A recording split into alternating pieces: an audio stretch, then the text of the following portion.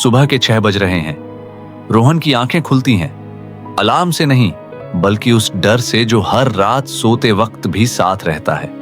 वो उठता है, बाथरूम जाता है, आईने में देखता है और एक पल के लिए रुक जाता है।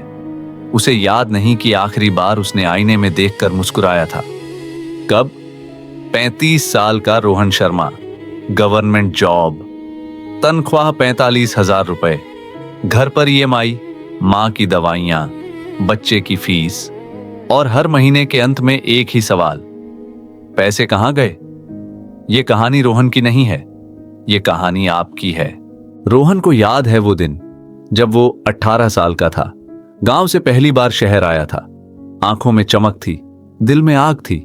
उसने कहा था मां से, मां मैं कुछ बड़ा करूंगा।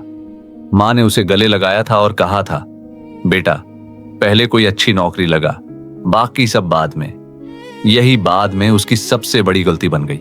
उसने पढ़ाई की, कंपटीशन क्रैक किया, नौकरी लगी, सैलरी आई और धीरे धीरे वो सपना जो 18 साल की उम्र में उसकी आंखों में जलता था कहीं बुझ गया। कब? पता नहीं। जिस तरह रात को अंधेरा आता है धीरे धीरे बिना बताए, उसी तरह मिडिल क्लास का जाल आता है। रोहन की जिंदगी बाहर से देखने में ठीक ठाक लगती थी। पक्की नौकरी थी, छोटा सा घर था, बच्चे अच्छे स्कूल में पढ़ते थे, रिलेटिव्स कहते थे भाई रोहन की तो सेट है जिंदगी।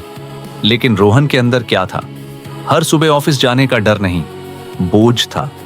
बॉस की हर बात सुनना पड़ती थी क्योंकि नौकरी जाएगी तो EMI कौन भरेगा। वो नई बिजनेस आइडिया नहीं ले सकता था, रिस्क था। वो फॉरेन ट्रिप नहीं जा सकता था, सेविंग्स नहीं थी।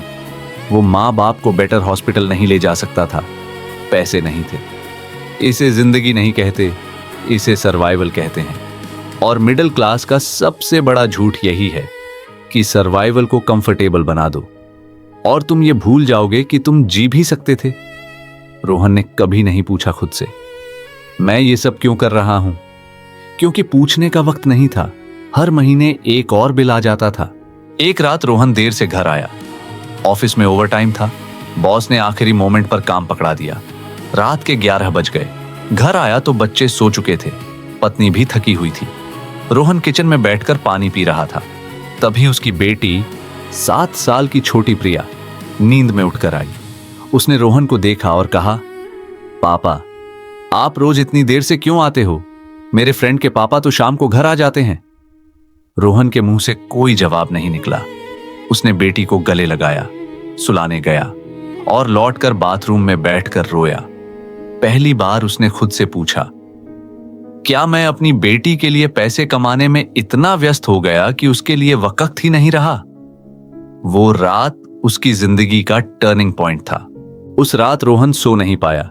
उसने एक नोटबुक निकाली जो उसने 10 साल पहले खरीदी थी और कभी यूज नहीं की थी, और लिखने लगा, मैं पैसे किस लिए कमाता हूं?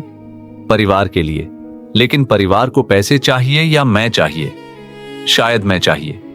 तो मैं खुद ही अपने परिवार से दूर हो रहा हूं उनके लिए। यह कैसा लॉजिक है? फिर उसने लिखा, मेरे पास क्या है? एक स्किल, मैं अकाउंट्स बहुत अच्छे से समझता हूं। एक कनेक्शन, मेरे बचपन के दोस्त का छोटा बिजनेस है। एक सपना जो मैंने 18 साल में देखा था और भूल गया।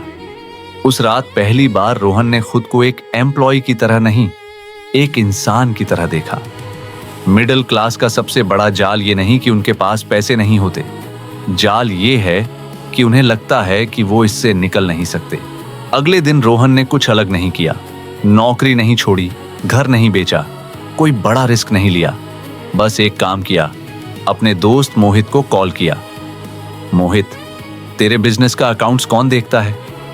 यार मैं खुद देखता हूं, पर ठीक से नहीं होता। मैं वीकेंड पर देख दूंगा, कुछ नहीं चाहिए, बस सीखना है। 6 महीने बाद रोहन उसी बिजनेस का पार्ट टाइम CFO बन गया। एक्स्ट्रा 15,000 रुपए महीना।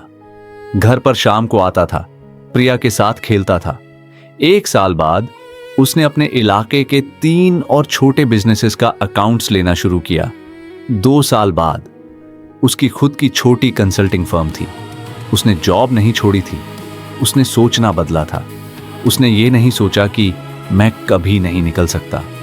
उसने सोचा, मेरे पास क्या है जो मैं अब भी यूज कर सकता हूं? ये कहानी यहां खत्म नहीं होती, ये यहां शुरू होती है। मिडिल क्लास ट्रैप कोई बाहरी दुश्मन नहीं है, ये वो आवाज है जो अंदर से कहती है, अभी नहीं, रिस्क मत लो, जो है उसी में खुश रहो। रोहन जैसे लाखों लोग हैं जो रोज उठते हैं, थके हुए, डरे हुए, जीते नहीं, बस सरवाइव करते हुए। आपसे एक सवाल है और जरूर जवाब दीजिए, सिर्फ खुद को। अगर पैसे की जरूरत ना होती तो आप कल सुबह उठकर क्या करते? वो जवाब, वो आपका असली सपना है। और वो सपना, वो आपसे कह रहा है, मैं अभी भी जिंदा हूं, बस एक छोटा सा कदम उठाओ। रोहन ने उठाया था, आप भी उठा सकते हैं। जाल टूट सकता है, बस पहले उसे पहचानना होगा। क्या यह कहानी आपको अपनी लगी? इसे किसी जरूरतमंद दोस्त को भेजें। सबसे भारी बेड़ी वो नहीं होती जो पैरों में होती है, वो होती है जो दिमाग में होती है।